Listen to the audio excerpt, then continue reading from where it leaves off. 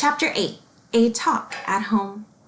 On Sunday morning, Mr. and Mrs. Arable and Fern were sitting at breakfast in the kitchen. Avery had finished up and was upstairs looking for his slingshot. "Did you know that Uncle Homer's goslings had hatched?" asked Fern. "How many?" asked Mr. Arable. "7," replied Fern.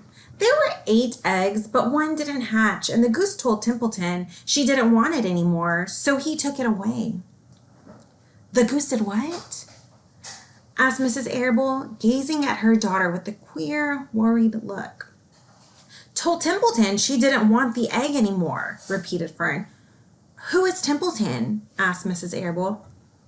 "He's the rat," replied Fern. "None of us like him much." "Who's us?" asked Mr. Arable. "Oh, everybody in the barn cellar. Wilbur and the sheep and the lambs and the goose and the gander and the goslings and Charlotte and me." "Charlotte?" asked Mrs. Arable. "Who's Charlotte?" You guys, what? Is Fern able to hear these animals? They have not mentioned this the entire time in the book. This is interesting. She's Wilbur's best friend. She's terribly clever. "What does she look like?" asked Mrs. Arable. "Well," said Fern thoughtfully, "she has 8 legs. All spiders do, I guess." "Charlotte is a spider?" asked Fern's mother. Fern nodded. "A big gray one. She has a web across the top of Wilbur's doorway. She catches flies and sucks their blood. Wilbur adores her." Oh, I love that word, adore. "Does he really?" said Mrs. Arable rather vaguely.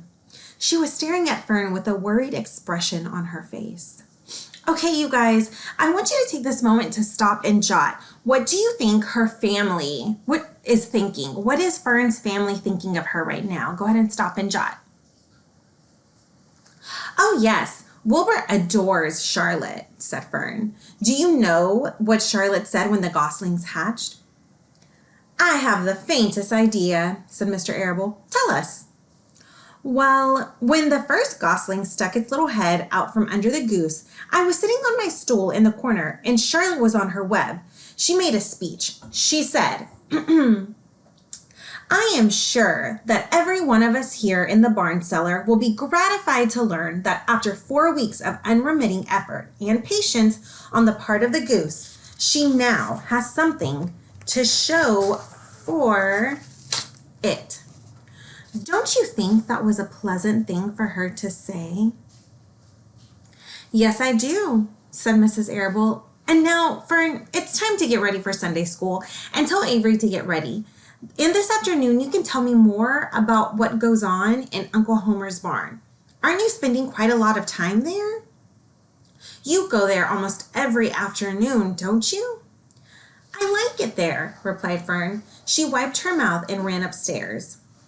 After she had left the room, Mrs. Arable spoke in a low voice to her husband. "I'm worried about Fern," she said.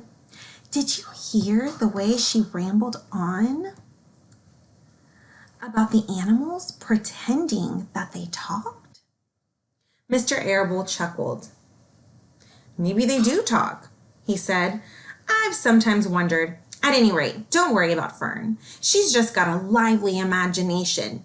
Kids think they hear all sorts of things." You guys, her parents are taking very different viewpoints right now. Mrs. Arable is very worried. She thinks there's something wrong with Fern being able to hear the animals. And Mr. Arable is like, "Don't worry about it. She's just being creative. She has a big imagination." So it's very interesting to me that they're both very different about what's happening. "Just the same, I do worry about her," replied Mrs. Arable. "I think I shall ask Dr. Dorian about her the next time I see him. He loves Fern almost as much as we do, and I want him to know how queerly she is acting about that pig and everything. I don't think it's normal. You know perfectly well animals don't talk." Mr. Arable grinned. Maybe our ears aren't as sharp as Fern's, he said.